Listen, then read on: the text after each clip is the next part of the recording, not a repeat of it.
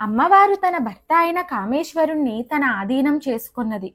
స్త్రీలు తమ ప్రవర్తనతో ప్రేమతో భర్త మనస్సును ఆకట్టుకుంటే ఆ కాపురం 10 కాలాలు చల్లగా ఉంటుంది. సీత తన భర్తను సిగ్గుపడుట, అలంకారం చేసుకొనుట, భక్తి కలిగి ఉండుట, భయం కలిగి ఉండుట, నయము ప్రియము కలిగి ఉండుట మున్నగు లక్షణాలతో తన వశం చేసుకున్నదని పురాణ వాక్యం. జగదాంబ తన ప్రేమతో పాతివ్రత్య దీక్షతో సత్ప్రవర్తనతో తన పతిని తన ఆధీనం చేసుకుంది. అమ్మవారనగా ధర్మం అని అర్థం. కామేశ్వరుడు ఆమెకు ఆధీనుడై ఉన్నాడంటే ధర్మాధీనుడై ఉన్నాడని అంతరార్థం. శక్తి అంటే అమ్మ, అమ్మ అంటే శక్తి. శివుడు శక్తి లేకపోతే ఏమీ చెయ్యలేడని పురాణోక్తి.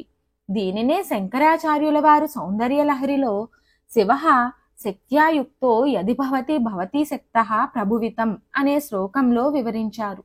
దేవీ భాగవతంలో తన ఆపార దివ్య శక్తితో అమ్మవారు మహాకాళి, మహాలక్ష్మి, మహాసరస్వతులను సృష్టించి త్రిమూర్తులను ప్రసాదించి ఈ ముగ్గురు తన శక్తులను ఈ శక్తులు ఉంటేనే మీరేదైనా సాధించగలరని వీరిని గౌరవంతో చూడమని చెబుతుంది.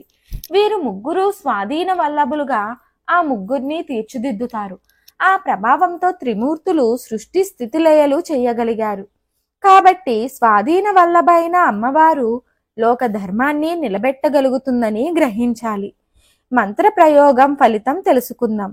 భార్యాభర్తల మధ్య ఐకమత్యం లోపించిన వారు ఈ మంత్రాన్ని ప్రతి శుక్రవారం, మంగళవారం 1008 సార్లు ఉదయం జపిస్తే సయోధ్య కుదురుతుంది.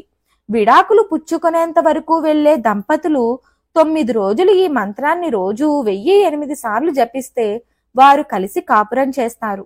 తరచుగా నీరసంతో బాధపడేవారు, కళ్ళు తిరిగి పడిపోయే రోగం ఉన్నవారు, ఏ పని చేయలేక నిరుత్సాహంతో బాధపడేవారు, మానసిక భీతితో తన మీద తనకు నమ్మకం లేక దుఃఖించేవారు ఈ మంత్రాన్ని అమావాస్య, పౌర్ణిమ, నవమి, గ్రహణ సంక్రాంతులలో భక్తితో 108 సార్లు జపిస్తే పై సమస్యలన్నీ తొలగి ఆనందాన్ని, ఆరోగ్యాన్ని పొందుతారు. మంత్రం ఏమిటో తెలుసుకుందాం. ఓం స్వాధీన వల్లభాయై నమః. ఓం స్వాధీన వల్లభాయై నమః. మంత్రం మరొకసారి. ఓం స్వాధీన వల్లభాయై నమః. మరిన్ని ఆధ్యాత్మిక విషయాల కోసం మా ఛానల్ను సబ్స్క్రైబ్ చేయండి. వీడియో నచ్చితే లైక్ చేయండి, షేర్ చేయండి, కామెంట్ రూపంలో మీ అభిప్రాయాన్ని తెలియచేయండి.